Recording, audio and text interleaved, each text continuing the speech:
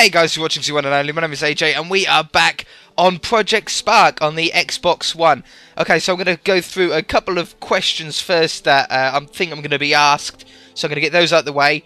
As far as Project Spark have said on their Twitter page, they're not interested in bringing this over to Xbox 360 as of yet.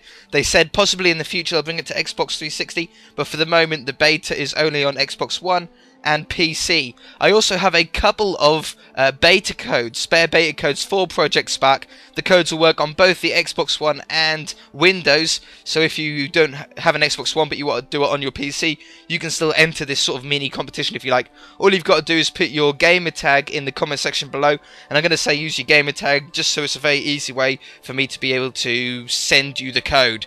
And you'll be able to redeem the code by going onto the Project Spark website, activating the code, and then it'll work on your Xbox One or on your computer. So let's jump into a world. We're going to go to create and continue test. I'm just going to show you a bit of a world that I've been playing about with, just doing some basic programming. I'll show you what the layout is. The sort of default 3D adventure type game that you can make on here is very Fable based, very Fable artwork themed, really nice look, very at home. I really do like the look of it.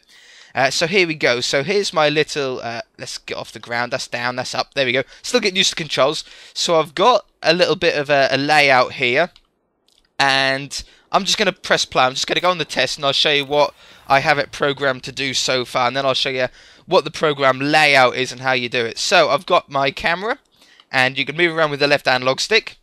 I've got a health bar in the top left corner. If I press X, I've got him to punch. If I hold down the left trigger, I can do some magic. If I press B, I will dodge and roll. I can press Y and I can jump. And A is interact when I come up to something that's interactable. I can also click in my left stick, and I've actually got it so I can go into a first person mode. And then suddenly the right analog stick is to move and the left analog stick is to sort of strafe and move forward and backwards. Like the Skyrim sort of control, or like any first person shooter really. So what we're going to do is I can go over to this guy here. Let's go back into the third person one. And I've got this little guy here. We can press A. And he says press A to get a sword. If we press A on him, he'll actually drop a sword on the ground that we can now pick up. And I've now got the sword in my inventory. And I've got this programmed at the moment that if I hit left on my D-pad, I'll actually put the sword in my hand. And now we've got a sword. So we're doing a different sound. We can see sort of the blade. It's very fast to attack. And we can put it away by hitting down on the D-pad as well and get it out when we want. I've also got a crossbow set up down here. We can press A on the crossbow, and now it's in my inventory, and if I want to access the crossbow, I can hit right on the D-pad, and I will now equip my crossbow. If I don't have the crossbow, I wouldn't be able to equip it. So I can now switch between crossbow and sword, and put them both away.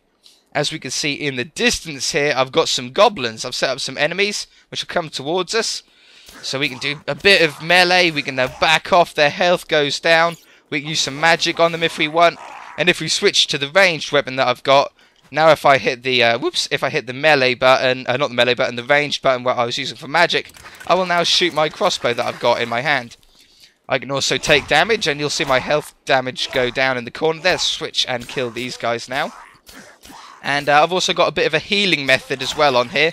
Very basic. This is very basic sort of programming here, as I'm just getting used to it. I haven't done much programming before. I've had a couple of programming games or programming softwares that use a very similar style to this, so I sort of have a little bit of a head start. But we can press A on these acorns on the floor, and if we press A, we'll actually heal a little bit. There's one over here, and there's one over here, and as you can see, we have a little gold highlights it gold if we can do anything with it, and it'll also tell us what button we need to press to talk to it. There we go. So that's pretty cool. Now if we jump back into the edit mode, I can show you very quickly on how I've got this programmed, and then we'll set up our own world and we'll start fresh.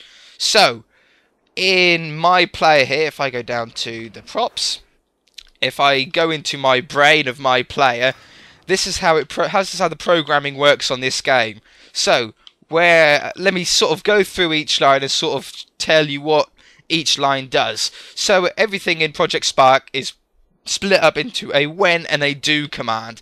So when something happens, do this. So it's a very basic, very easy to learn layout. So when this page is entered, and this page is entered on default, as soon as you start up the game, this page opens as you're the character. It goes straight into the follow camera, which is that third-person camera. One time, so as soon as the game starts, only once, we'll actually go on the Team 1. So Team 1 in this case is the good team, and the Goblins, for example, are on Team 2, which is the bad team. Straight away, we haven't got a when on this part because we want this to be constantly up. We don't want this to have this health meter. This is the health meter. We don't want this to pop up when we do something. We want it to be up at all times. So we've got show meter, and it's the health meter. We want it at max. Max number, max health on the bar in the top left hand side of the screen. And then we've got the movement here, so left stick is move. When we press Y, so Y pressed, we'll jump. If we have Y and not have it pressed, if we just had it like that, we would sort of be stuck jumping if we held it down, which you don't want to do, so we have it on Y pressed. X pressed is attack, left trigger is shoot. Oh, I do have sprint as well on the right trigger. I never showed you that in the demonstration.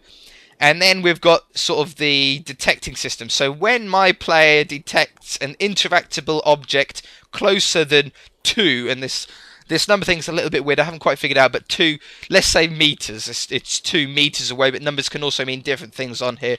But in this case, the number means a distance.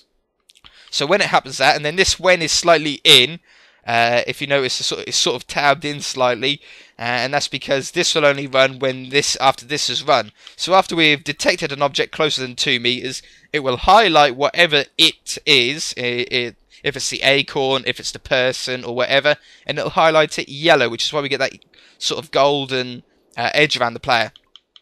If we're using the controller, it will display the A button above its head. So when we go near it, it'll say press A to interact with it.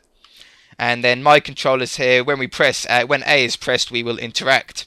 B pressed is dodge while strafing, and if we do dodge correctly, we'll actually be invulnerable, which is handy. And then we've got the sprint here, which I never actually showed you in the demonstration, but if we right trigger when pressed, our on-land speed equals 8. So in this time, the this number thing isn't a distance away; it's a speed. So it's variable depending on the situation. And then when the right trigger is then released, our on-land speed equals 5, which is our normal walking speed. Left stick button when pressed switches to a different page, which I'll show you in a minute. Right stick when pressed, which I didn't show you in the demonstration, we actually drop our weapon on the floor. So if we don't want to have the weapon on the in our inventory anymore, we can actually equip it into our hand and then drop it on the floor. The D-pad down when pressed will pick up the equipment that's we pick it up. So if we're actually holding it in our hand, it'll put us into the inventory. So it'll pick up the equipment that we're holding and put it in our inventory. D-pad left is you pick up the equipment. You pick up the equipment as long as you have the equipment in your inventory. It's very, very tricky. It's sort of hard to explain this sort of thing. The easiest way to do this sort of Project Spark is to test some stuff out and have a go, do some copy and pasting, see what other people have done, because there's a huge community on this, and you can download games that other people have made, and then you can actually edit and look at how they made the game, which is really handy, which is how I've learned how to do a few stuff. So then, if we go into the second page, which is what happens when we go on the right stick, I've just named these silly names, so this page is called 2 Quaz. I just sort of spam the keyboard, and if we click in the left stick, so left stick when pressed, we switch to page 1 Quaz, which is this page, it'll actually go into first person, and then all of this is exactly the same. So all the controls are exactly the same if you're in first person or third person. So that's sort of the basic controls here. We're just backing out. It's a little bit laggy because it's a beta. You sort of get a little bit of frame issues now and again. And if I go through this guy very quickly here, just in case you guys want to know how this is done, at all times it'll display an exclamation point above his head, so he knows. We know that we can sort of interact with him. We know that he's important. When it's interacted by the player, he turns towards it, which is me in this case, because I'm the one that's interacting with it. And we switch to page 555. Again, I just spammed the page. This is page 555.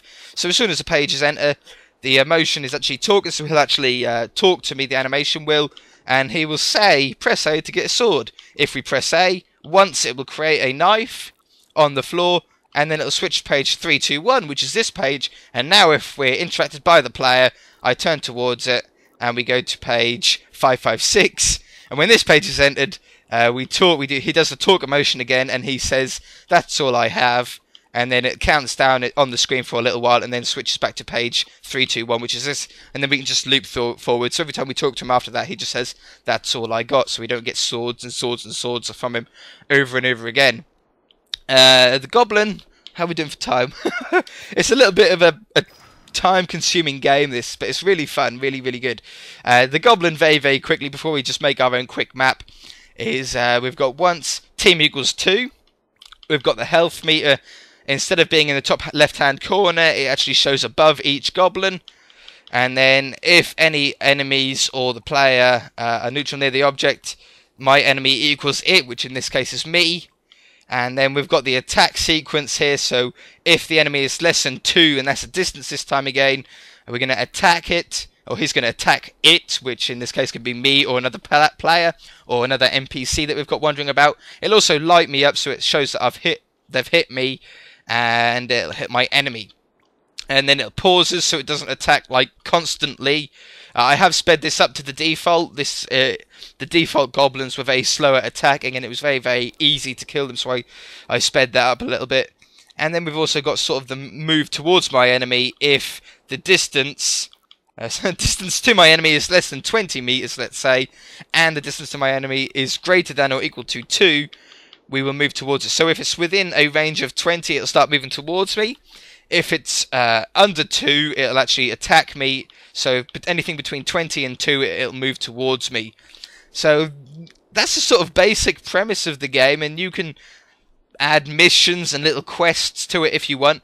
But let's back out of here. We'll exit out, and I'll just show you very quickly how we can make a very small level, how we can change the terrain. So we're going to an empty world. This might take a little bit of time to load. But I highly recommend, if you do get this game and you are successful on getting a beta key, either if you email Project Spark themselves, they'll be able to give you a beta key within 12 days, I think it is, or you can actually win the beta key off me, one of the beta keys off me. I've got 2 spare ones. Again, stick it in the comment section, stick your gamer tag in the comment section below, and I shall message you a code if you're one of the lucky winners. So, here we go. This is what happens when we start up a completely fresh world. We have pretty much nothing. Let's just zoom out a little bit. And we've got our player as default here. And what we're going to do is we're going to go down and create some terrain. Now, I'm not going to go through the buttons on what buttons to press. There is a tutorial in the game to show you how to do all this. So I'll let you guys sort of figure out the buttons on the tutorial instead of me slowly going through. I've already spent long enough. So let's make a little bit of a mountain or a little bit of raised terrain here. We need a little bit of some hills. We don't like completely flat land. It makes it look very, very boring if it's like that. We can also scale this circle up if we want. So we actually do a little bit more terraforming, like so. So we've got a little bit of a hill going on there. We can see how big our player is. So that's quite a big hill there. And let's over here, let's make a bit of a mountain. So we're going to go up in the air a bit and bring up this mountain nice and high. Really cool, really easy to use. That's what I really like about this software. Let's bring it down a little bit. Oh, up. And scale this circle down a little bit. We get a bit more detail on the top. Like that. Okay, so there we go. We have a bit of a mountain. Where are we? Where's my cursor? We're going down. There we go. We're there. Controls are a little bit awkward on the Xbox One, I think, until I get used to it a bit more. But so far, it hasn't been going too bad, I don't think. Okay, so we've got a bit of a mountain there, and we can have a bit of a river. So let's go to rivers. Rivers are up here. We can click rivers. Oh, we got a message. Hello, message guy. So we can now drop this down. We have a bit of a river. There we go. And we can smooth this off. I'm doing this very, very roughly. You guys can spend a lot more time doing this than I am. And let's zoom in again, and we can smooth off these edges so we don't get quite the instant drop into the river. So now if we do this, as you can see, we're actually smoothing the edge off and making it a little bit more smooth around the edge.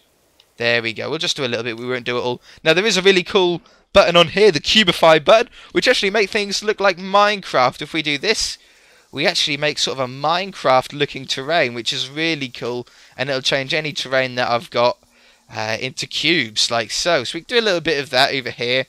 We'll do a bit of the normal, we'll do a normal mountain, but we'll have a sort of cubed terrain over here. There we go. That'll do for the tutorial for this video. There we go. What else can we do? We can smooth, we can do plateaus. We can also delete things as well if we use the other button. Whoops. On there. Oh, we're frozen a little bit. There we go. We're there again. So we can actually sort of drop down the ground if we want. And make our own sort of ponds or rivers and stuff like that. And then if we use the other trigger, so right trigger you gain land, left trigger you actually drop land. We can roughen the terrain as well, so instead of having it on smoothen, we can actually roughen the terrain up a bit. It doesn't really work on the cubes too much, but on here, as you can see, we actually get some really cool, rough-looking, jagged rocks and stuff like that. Okay, that's looking pretty cool. Let's paint it. So we go onto the paint, and we're going to get some grass down. Let's make a huge circle so we save some time. Whoops, wrong button. There we go. And we can now paint our land. So we're painting the Minecrafty looking bit, the sort of block looking bit. Looks very Minecrafty. Like so. We don't want to go into the river though. We don't want to do the riverbed in a grass. Grass doesn't grow underwater that well. There we go. And let's go up the mountain a little bit. We won't do around the back there. We're not going to see around the back. So let's have it about here. Like that. Beautiful. Now, on a mountain, it's usually snow on the top. So let's put some snow on the top. Let's go up here, and as you can see the little circle on the ground that keeps sort of moving. That shows where it's going to paint. So if we don't want it to be below a certain height, we can go to about here. And now if we paint on here, it won't paint the entire mountain. It'll just paint what it can touch. And then we can actually put some snow on the top of this mountain, like that. In fact, we'll go down a little bit. There we go. And we get a bit of a snow-capped mountain. Obviously, if you paint the whole thing, it'll look a lot better. But that's looking pretty cool. What we can also do is go on this tool. Oops. Go on this paint, which is sort of the second one in on that temperate woodlands. I don't know. I haven't really understood the words on here at the minute. They call code with a K as well, which is I find a little bit weird. And scale this down a little bit. Let's go down here and paint this with the riverbed, because we don't want grass underwater. Grass doesn't grow underwater very well. There's also a tree underwater as well. We'll delete that later. There we go. And I also like using this tool if we go onto the side of a mountain. I like using this tool for the side of the rocks as well, the side of the cliff faces. It's a little bit dark. We've got the wrong side of the sun, really. But I like that. That gives a little bit more detail, you know what I mean? And let's go into an open spot, and we can actually select from a bunch of different textures here. A lot of them you have to pay for. Only one with a silver circle or a little gold bar looking thing you can either buy with in-game credits, or you can buy actual credits like microtransactions like you do on Call of Duty. But what we can do is we can go over, let's get a stone path, like so. Load up, little bit of frame rate there. There we go. And we're frozen a little bit. There we go, we're back again. And we can now paint a little path going. So where's my character again? Where did I put my character? He's over here, isn't he? So let's have a small path going to me. There we go. It's a bit rough. It's not the best looking thing in the world, but we've got a little path there. For tutorial purposes, I think this works pretty well. Now we can put some trees down if we go to the nature part. And we can actually grow some trees. So this is sort of the quick way of making a map. You can go into more detail and actually put your own trees down, put your own rocks down and stuff like that. But this is a great little way to actually get started and just get a map that looks pretty cool. So it'll put little logs down, it'll put flowers down, it'll put the occasional rock down. It might even put the occasional squirrel down, an occasional animal. There we go. Okay, so that's looking pretty cool. There we go. It got made a rock there. I didn't see that. They do that. So now we're getting a world that actually looks pretty cool, I think. Let's go down into the objects. And let's add an enemy. So if we go to add objects. And we've got all sorts of different objects down here. Now these are just the most recently used one. But if you press the up arrow, we can go into a huge selection of different things. Which is really, really cool. I like all this stuff. But let's just put an enemy down. So we'll go to characters. A goblin bruiser. Stick him on the floor and place him down. So we've now got a goblin.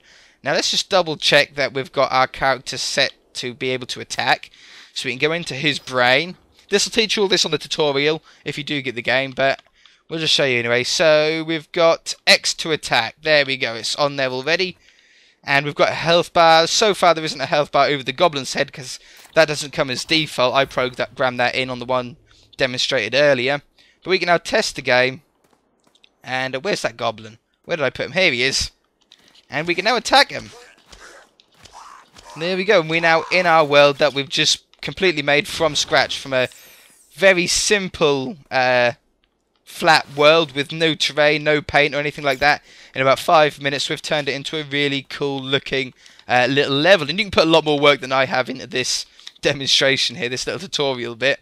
But I think it's pretty cool. I really, really like it. And there's not just these games you can make. It's not just these sort of adventure games. You can make racing games. You can make dungeon games. You can make Minecraft style games. You can make all sorts. I saw someone with chess. They made a very cool animated chess game. You know, like Harry Potter chess.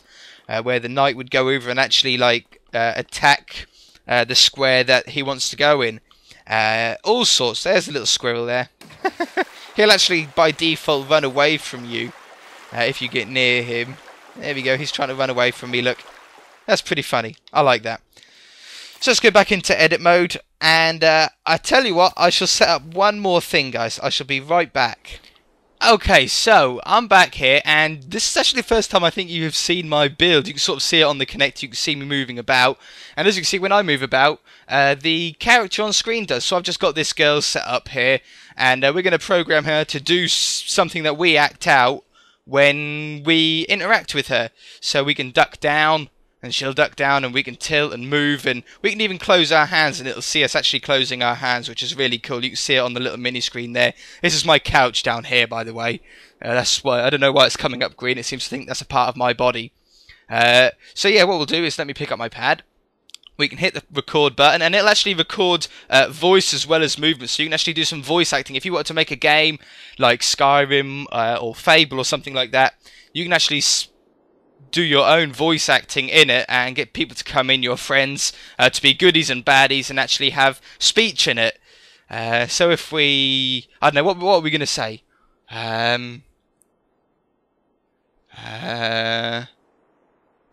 The goblins are coming to attack us. We'll say something like that, shall we? So let's start recording. And it's going to count down. And we go... Help! Help! The goblins are attacking me! And then we stop it. Help! Help! The goblins are attacking me. I think you might have been able to hear that in the background there. If we, in the background there. So we're going to save it. Let's save it as 1, 2, 3 because I'm lazy and I can't be bothered to type anything. And that'll take a couple of seconds just to save. It always takes a little bit of a while because it's a beta and the game hasn't been optimized yet, so things do take a little bit while. So this person here. She's going to move around like normal, so she's actually going to wander around like a normal NPC, and then when we interact with her, she's going to do this emotion. Hopefully, if I've set this up right, that's what it should do. I don't know if we're going to be correct or not, but let's have a go. I've got hiccups already. Come on, load up. Okay, so we're in the game, and we're going to have to take this goblin out, I'm pretty sure, aren't we? Where's that goblin go? It's not about here anymore? Oh no, there it is. It was trying to, oh, it was going for that girl, I think. It's going for the girl we just set up. There we go, he's dead. So now if we go over to her, we press B to interact with her on this one. Help! Help! The goblins are attacking me! There we go. So we didn't actually, I forgot to make it so she actually looks at us. But I'd usually have to I'd put a command in so she actually turned and looked to us when she'd done that. But it's actually doing our command. And it's saying what we actually told it to say, which is really, really cool. I like that. But anyway, this video's been going on for way too long now. If you did enjoy it and you want to see some more of this, there's actually another part to the beta where you can make your own adventure map very, very quickly, very, very easily with your own storyline. And I can show you that next episode if we do some. So if you want me to do that, then hit that like button. It'll let me know if you actually want me to do a little bit more on this Project Spark. I really like this game. I find it really, really interesting. Very, very easy coding if you want to do some very basic things, and it can get very complicated depending on what you want to do. And we're on the top of the mountain. So yeah, if you enjoyed it, hit that like button. If you haven't already, please subscribe. Remember to put your gamer tag in the comment section below if you want a chance of winning a beta code to be able to have a play around with this software or game or whatever you want to call it. So we'll see you then, guys. Bye!